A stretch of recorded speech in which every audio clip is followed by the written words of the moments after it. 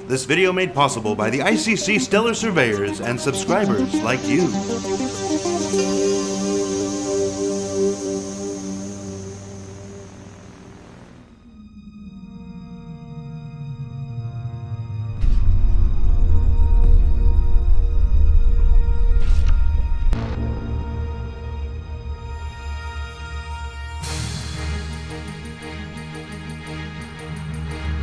Hey everybody, welcome back to Around the Verse. I'm Sandy Gardner.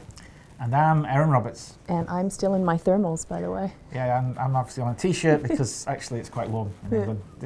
It's only about 2 degrees, that's pretty good for this time of year. It is absolutely freezing. Did you miss the cold snap weather report? You probably did. That comes in tomorrow. It's only to get down to about -1. Should be fine. There's colder places. Yeah. This week in the ATV interview, Jared sits down with associate producer Mark Hong to discuss his recent transfer to the LA studio. And Paul Jones and Gary Sanchez are going to return and show us some of the Xi'an Scout and where we're going with that in shipshape. But first, 2.1 continues its testing on the PTU. Yep, we're getting very happy with what we have out there. We've released a few more versions up on the PTU to you guys, and it's great all the feedback we're getting. We feel like we're getting a bunch of better stability on the server side as well as the client side. We've been putting fixes in for that. And also, we are, working on performance issues, and so we've been some of the benchmarks we're doing showing that we're actually getting better performance as well. So the time we're spending in, I think, is really paying off, and also just getting fixing up some of the other sort of smaller issues as well to give everybody a better gameplay experience. That should be with you guys really, really soon. And the monthly report came out yesterday with another in-depth look at the development of Star Citizen. Yep, guys, check it out, and give it a read. And as always, we really enjoy just putting together all the information and let you guys, get a bit of insight into what we're doing. And, we always kind of enjoy reading your feedback as well. Now let's check in with our studios from around the world for news from around the verse.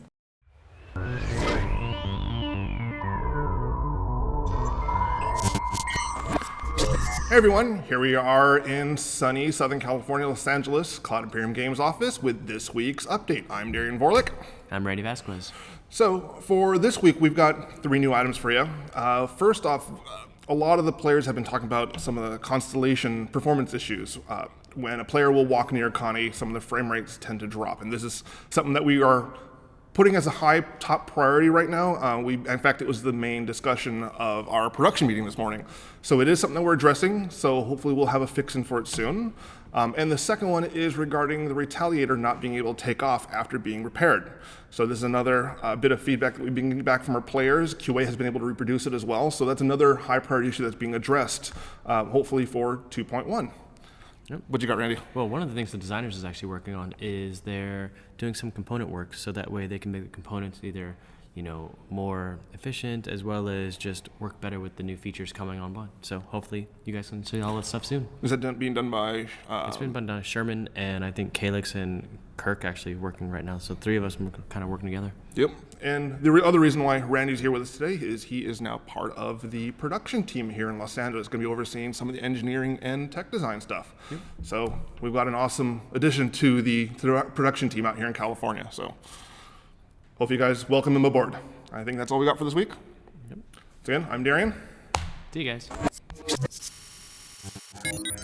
Hey guys, Jake Ross here, Associate Producer of the Persistent Universe, and I'm here with you this week to talk a little bit about what we got going on in Austin. So, shopping prototype, my first update will actually be something that's going up at Behavior, but that we're managing out of Austin. So the shopping prototype, we reviewed a couple weeks before the break. The actual process of going into Cassava Outlet and pulling up your Mobiglass and interacting with it and purchasing an item, trying things on, and then the prototype turned out really, really well. So we said go ahead, and Behavior's been working on the actual functionality for that. And so we had the first little bit to look at last week, and it turned out really well. And we're really happy with the direction that we're going. So there were some tweaks here and there throughout that process, but now we're rolling smooth on that, and we'll have something even more substantial to see here at the end of this week. So looking forward to that. Yeah, so that's going on. Let's see, and the last thing I'll mention is we finished up, Emmer Switzer's finished up his pass on the hangar expansion. That's right, we're expanding the hangar to make room for the Starfarer. because our current hangars don't fit that thing. It's massive. So we created a new section of the hangar, and with that came a new lighting pass. So Imre has finished his lighting pass on that expansion, and we'll look to see the Starfarer in the hangars sometime soon. So yeah, that's all I got for you this week. I'll see you guys around. Thanks. Bye. Hi and welcome to the UK. This week, as I promised last week, I've brought someone else along with me to keep you all entertained. So this week I've got Luke Presley, the lead designer on Star Citizen Live. So he's going to tell you a little bit about what he's been working on recently. Okay, so we've been doing a lot of planning since Christmas on one of the new huge features we're going to be implementing in the next kind of coming months, and that's cargo. So obviously it's to give cargo ships like the Freelance that we've been introducing, give them a proper role, because obviously the gameplay so far is very dogfight centric, and we know that in implementing cargo is just going to open up a whole new side to the game. Like roles that beyond like just hauling cargo, you're going to be scavenging it. You're going to be, there's piracy involved now, because you can attack players, and like escorts. You know, if you're going around, it takes time to collect this stuff, so you need someone to watch your back. And without new technology, like we're waiting on the object container system. Yeah. We're like hitting the limit of what we can add to Crusader. So we've been very clever about how we do this, in that we're kind of using all the resources that are currently there. So for instance, pirates. You kill pirates, they'll drop cargo. Now you can go out there with the sole purpose of killing pirates and collecting cargo, or you can kind of hang around the edges, watch other players do it, and then sneak in and scavenge. You wouldn't do that though, right? No, that's what I'll do, definitely. Or there's the other option, which is piracy. So once the players have got this on board the ship, they fly off. You just fly after them, take them out, scavenge it yourself, drop it off at Cryastro, and reap rewards. Yeah. All right, that's about it for this week. I hope you enjoyed that. Thanks very much for joining us, and we'll see you in the verse.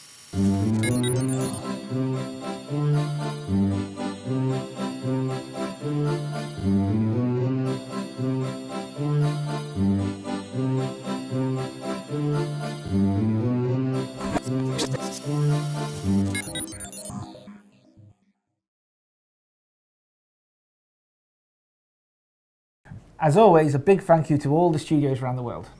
Jared sat down with our new associate producer, Mark Hong, to discuss his work on Star Citizen in this week's ATV interview. Take it away, guys.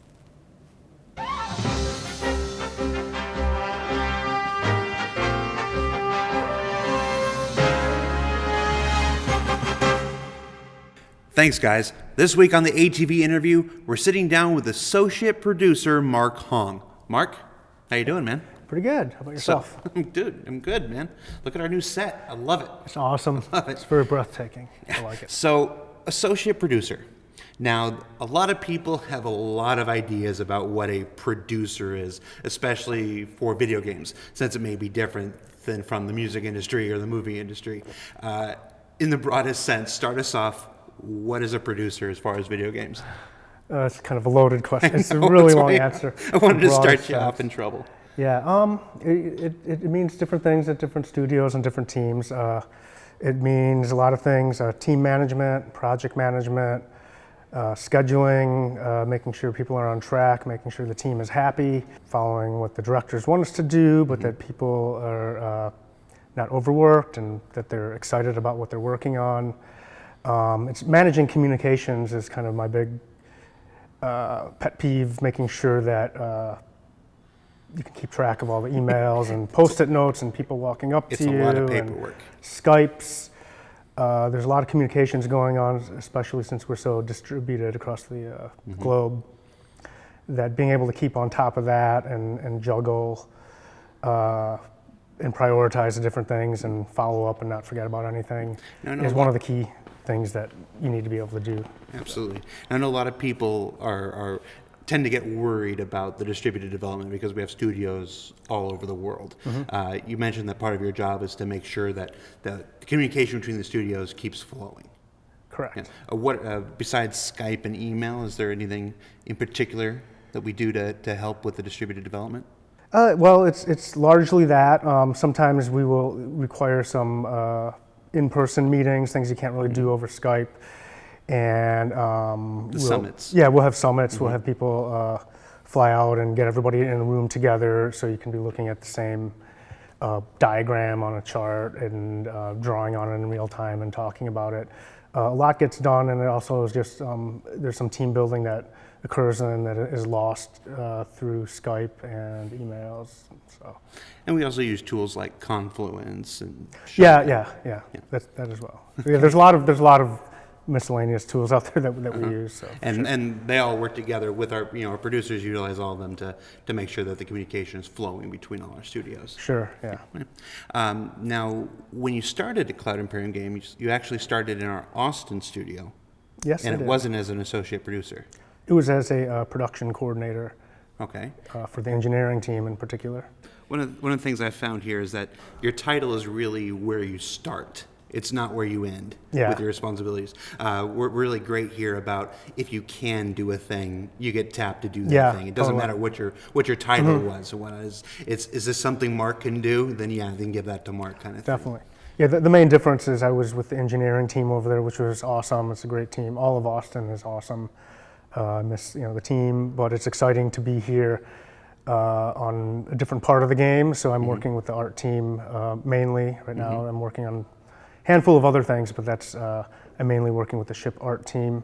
So it's a new pipeline, which there's a few aspects of it that we're working on improving, but it's kind of exciting to be learning a different part of the game, from the production side, like the pipeline. And I know you were brought here originally to help out with the ship art, but you've been tapped again where your position is where you start. You've been tapped to help with the characters and some of the tech design. Yeah, there's a few other things that I'm supporting on right now. So Sean Tracy moved out here from Austin as well, and he actually just got out of here yesterday officially, and he's going to be heading up the tech content team, which is, we did a little bit of a reorganization, and that's kind of a new team. So I'm helping support that. I'm also, and that includes like tech art.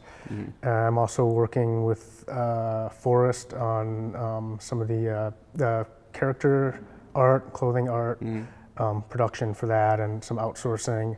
And I'm also working with their UK team on that since they're kind of heading up the global character production pipeline. And I'm also working with the design team here for the ships, so with Kirk and his team. So you got your hands in a lot of pots here. Yeah, yep. Well, that's It keeps game me busy, and it's fun, it's exciting. I mean, every day is a little bit different, and there's never a dull moment. Absolutely, I can attest to that. And that's part of what game development is. It's you don't just do the same thing you did day one throughout the entire thing. You're constantly evaluating and reevaluating and taking the things that you learn and reorganizing things to be more efficient. So that's a lot of what we're going through now with the revitalization of the ship pipeline and stuff.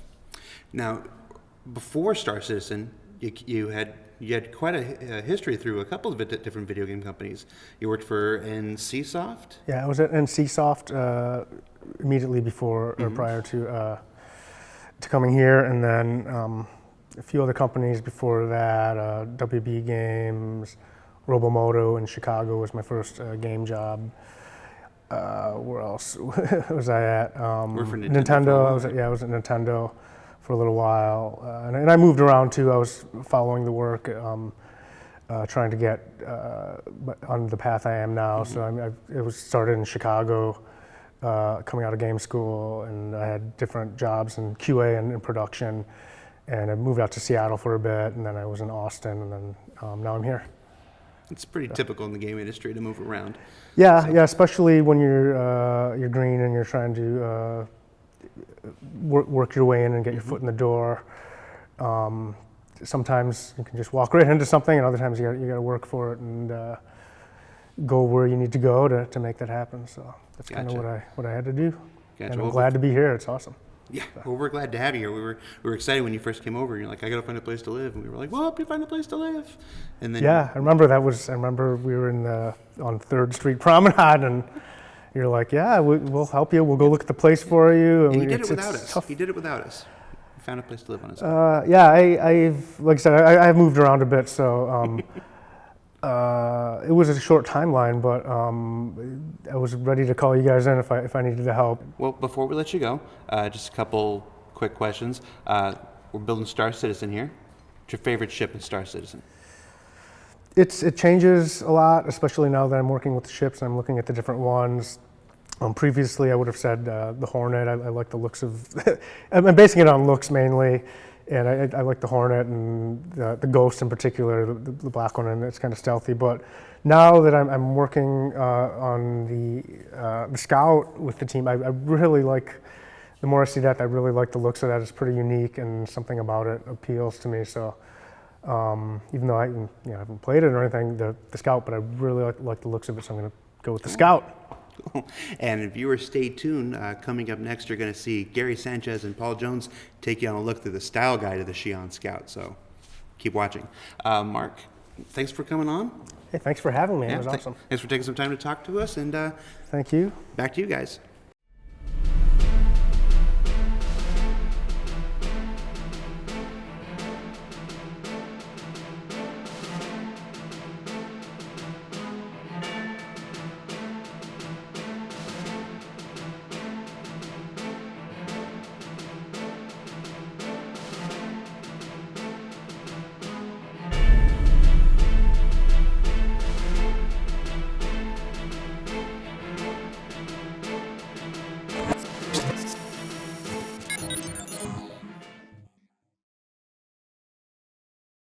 Thanks, guys. I hope you guys enjoyed checking it out.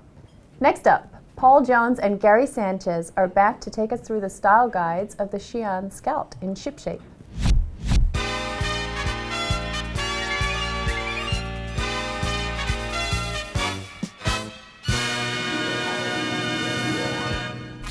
So when we're developing these ships, obviously this is the first iteration of the Scout. It's already been sold, and in the past, we may have just ran with this design and just built it. But obviously now we've been doing this for 2 years, and we're sort of more familiar with the process and the kind of things that we can change and sort of and improve upon. The things that Chris are happy with. So basically, we've taken this original design and sort of, this is basically being built by the guys in Texas, in Austin. But in this studio, we've also been working on the Xi'an transport ship. So we've already had to, start taking. Starting our journey, basically sort of working out some of the style guide for that ship. So basically it made sense before the guys in Texas start building this, we gave it a proper second pass of concept and solve all, a lot of the problems that we know will exist, and also advance the style. So luckily or unluckily for Gary, this was basically his first task. Because of Gary's background in automotive design and what he has in his portfolio, it seemed like this was going to be a really good sort of fit for his style. And so, today we'll just sort of talk through the ship and the sort of the thought process of Gary, because a lot of this work has come from Gary's head. Generally what will happen is that I'll set an initial style guide, sort of, generally the way I work is I sort of set a cone of vision, and as long as concept artist bounces around in that, then they get their creative freedom. I get what I want. We hopefully deliver something that Chris is super happy with, and you fans as well, and then we move on from there. So this ship, we definitely wanted to keep the verticality, but the areas that we were keen to improve upon was basically the high-tech feeling of the ship. So its form, more advancing its form language a little more, working more with its materials. I mean, take it away, Gary. I mean, what was the first? The first area really that was also to re-give a spirit of the culture of Xi'an through their shape language. And so we have go back to the silhouette that was designed on the original concept, looking a little bit like insect and some bio inspiration. So it's inspired by the nature, but also by some surfacing of new cars, and to work a lot on surface that catch the light in a good way. Yeah, because it was one of the sort of founding things was always that it was sort of based off a lotus, kind of like a lotus flower, wasn't it? Yeah. That was, and that's, sort of part of the history given to us from the writers. So we've been obviously this is still, it's got that sort of petal feel. That's an important thing that we want to keep and also feature in some of the language. And also we introduce a little bit some polygonal design that is more used in the design field for advanced technology that Xi'an will have. Also inspired by supersonic flight, developed by a famous supplier who are making new wings. So we try to introduce this kind of component with some all-in wings to make a remember of this kind of new supersonic ship to show an advanced technology. We work also a lot on the cultural and history of the Xi'an through some hallmarks and some signature of their culture, and also some fractal texture pattern to show that we are going into a next-gen game and futuristic. Yeah, so there's hints of 3D printing, sort of getting those impossible forms, because the writers have always been very keen on having this sort of high, the Xi'an high tech. So it's just about how do we differentiate them from, say, the UEE or the Banu. So this has been a really good exercise for us, and to sort of really sort of push what we deliver for concepts, especially for the artists when they get to build this stuff. That hopefully we've answered more of the questions than we may have done previously. So there'll be less, basically by the time the artist gets to build this, they will have pretty much a design bible. So it will list all the materials, the graphics, the decals, the construction, the theory, the colour of the engines, the colour of the lights, you name it. So, and in the past, a lot of this work has been done to a certain extent, but I've been really happy with what we've been delivering for this next sort of round of concepts. So you can see here that we've been sort of also investigating.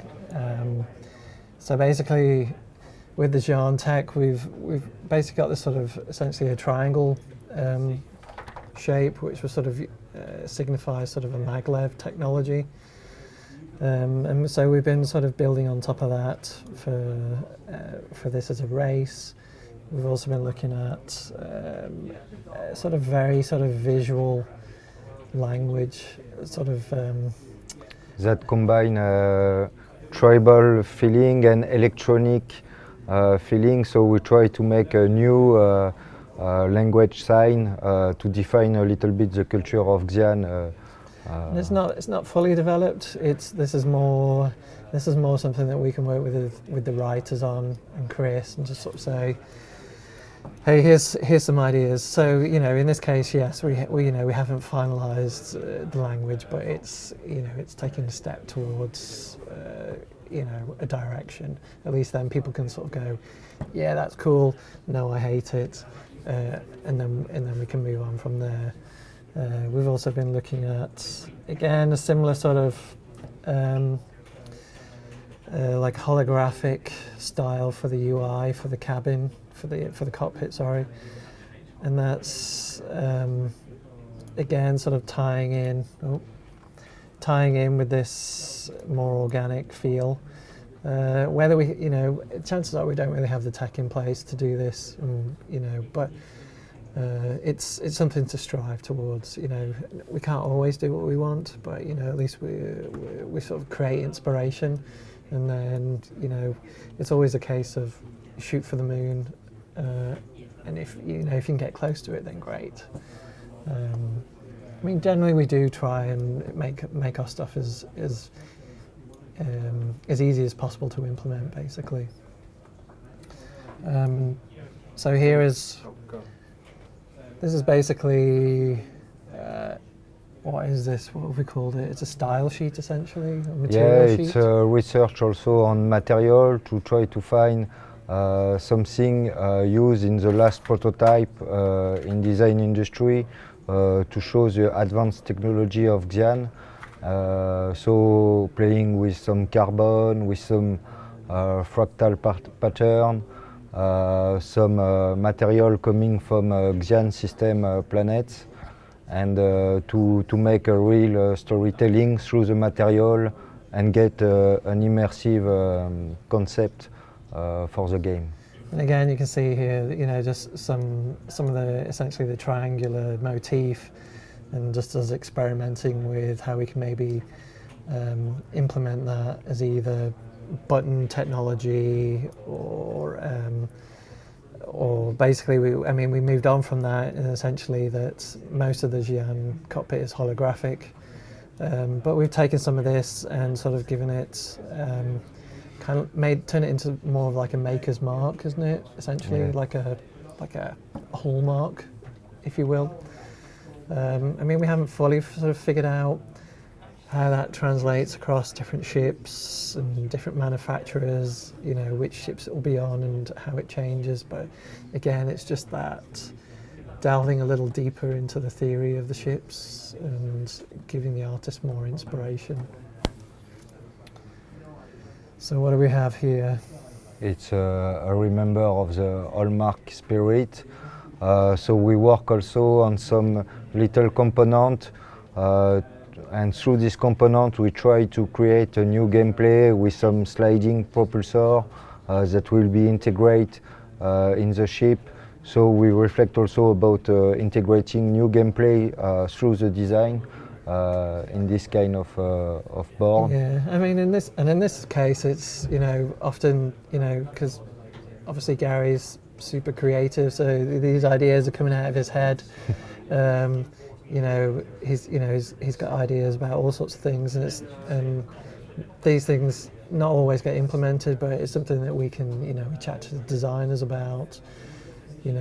Find is there a way that we can use this?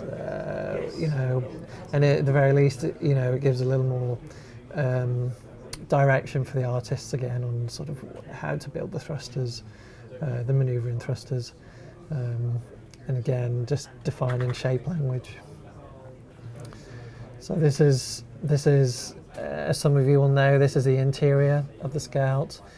This is first round concept, and we've stuck pretty close to this. Basically, we've wanted to keep that open feel, basically, sort of a minimalist interior, essentially. So you've got a high amount of visibility, but then Gary sort of advanced it. Then we try to differentiate more the design between civilization through the shape language. To make something more pronounced in terms of culture and different technology. So we use some different shape and material to make a difference between the civilization, technology and manufacturer, to go a little bit further on the spirit of Xi'an. So you can see here, we've basically implemented the hallmark system. We've started to factor in some of the script.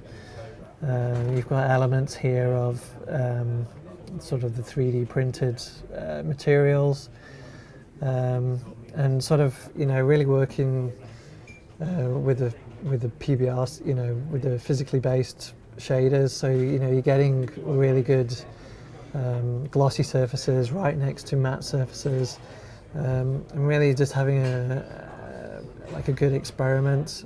You know, that, like, you should, when you get into this thing, it should feel like it. I mean, there are hints of Lamborghini in this, but, you know, we're pushing for that high end feel. So when you get into this cockpit, you know, it should feel high tech. It should feel foreign, basically, and you can see from the control system that it is different from traditional ships. Different UI and trying different things about that. There is also a work that is behind all of that to get the more immersion as possible, with making some split line and screw and all these little details that are more specific to Xi'an. So there is all this kind of work that we are doing behind. These sheets are super helpful because you know, if we can have one of these for every ship, then it's a lot easier for us to figure out, you know, are we crossing too many, you know, are ships looking too similar to each other?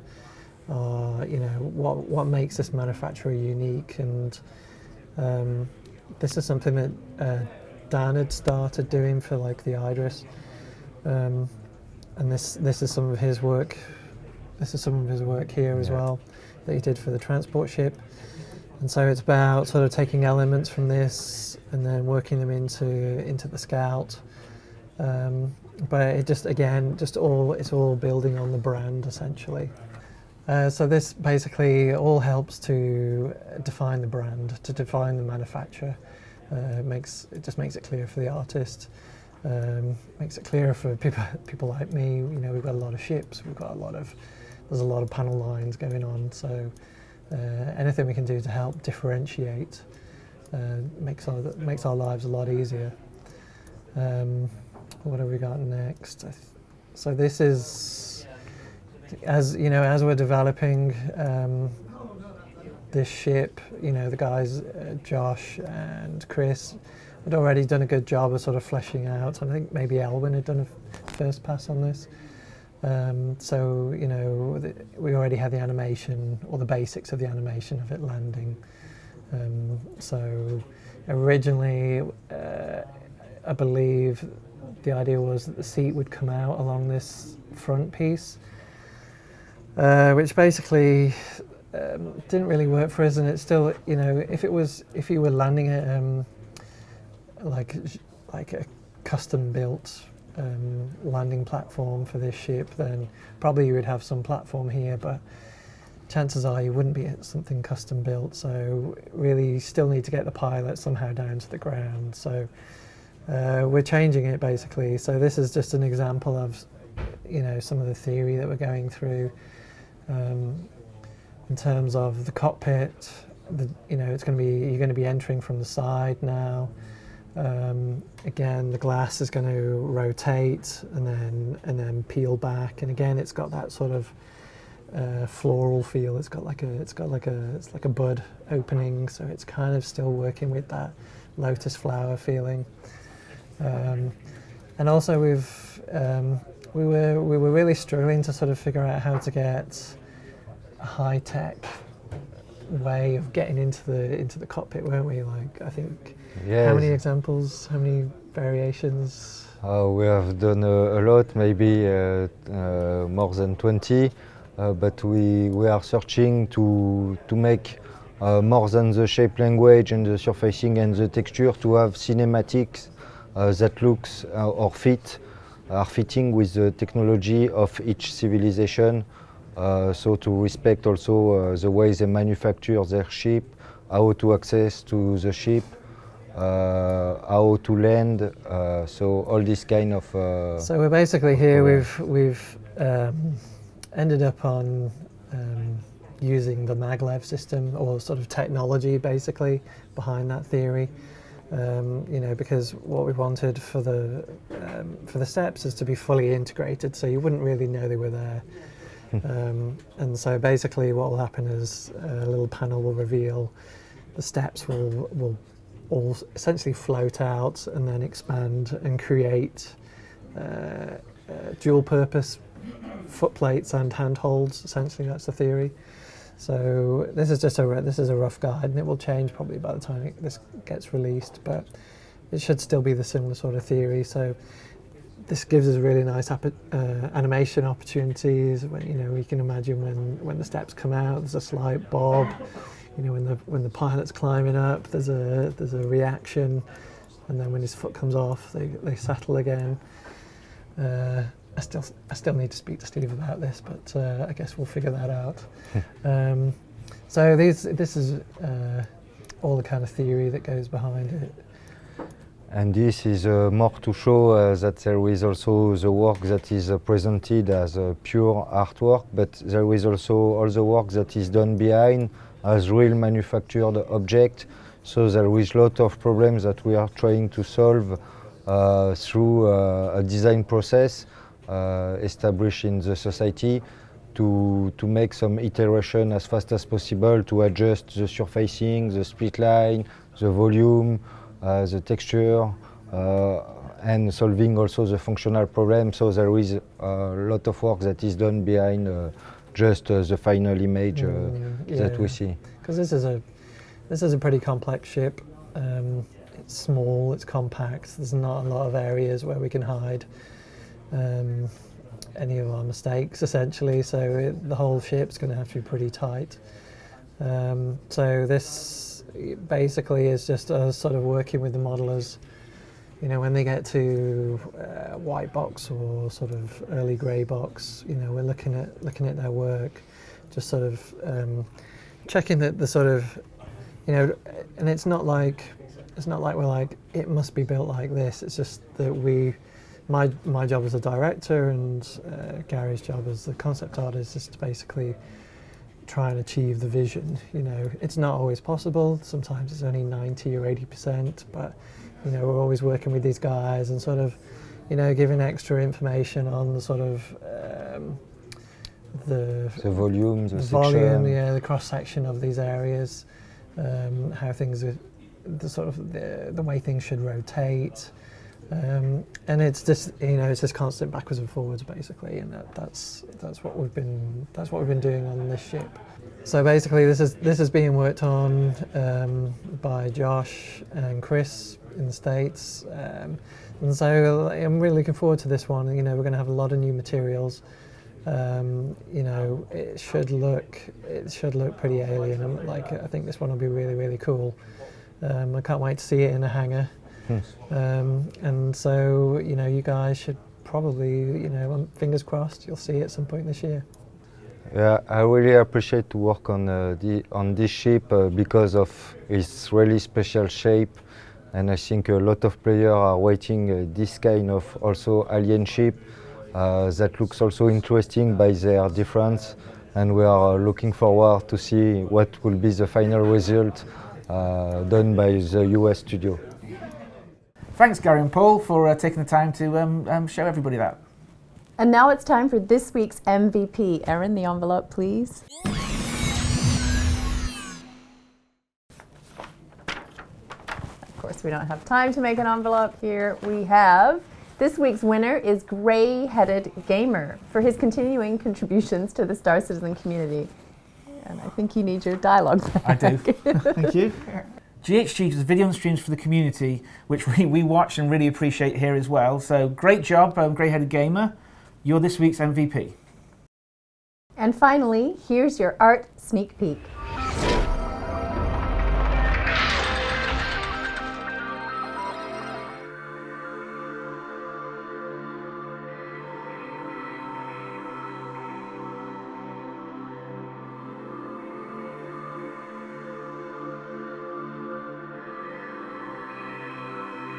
Tune in to Reverse the Verse tomorrow at 11 AM Pacific to check out more about that sneak peek, and also have the community team answer some of your questions.